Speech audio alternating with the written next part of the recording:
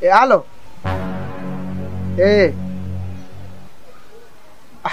Mimi ndugu yangu kiukweli kabisa, nia ya maisha yamenishinda.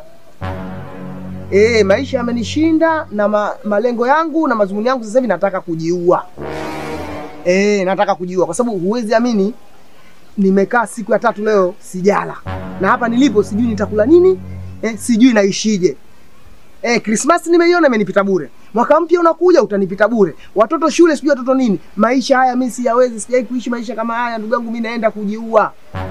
Mimi nimekupa taarifa kwamba wewe utawapa ndugu yangu wengine, yani ndugu zangu wengine utaenda kuwapa. Yani hapa nenda kuchukua chloroquine, dawa malaria mseto, nikichanganya na panadoli, sumu ya panya nikiweka pamoja, nikipiga najua hiyo nitakufa kwa haraka.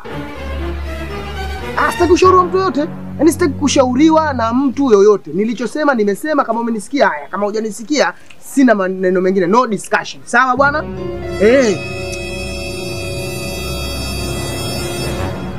Kakangu, hichi ninachokisikia ni kweli au? Yaani hapo weka nukta kwamba nimemaliza. Mimi naenda kujiua. Unasema kweli kakangu? Nakwambia ukweli. Sikia sasa, sikia.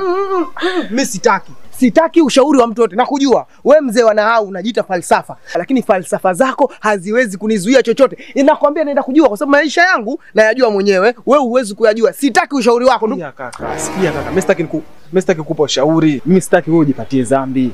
Sitaki ujipatie dhambi wala ujitoe wewe mwenyewe. Kwa sababu mimi mwenyewe kakangu nimejiunga na Freemason. Kwa hiyo kule wameniambia nitoe sadaka. Kwa hiyo kakangu unataka kujiua? Wala usipate kazi, twende nikupeleke tu kule. Hebu niache wewe, vipi? Unajua mimi sijipende au? Wewe mimi naupenda uhai.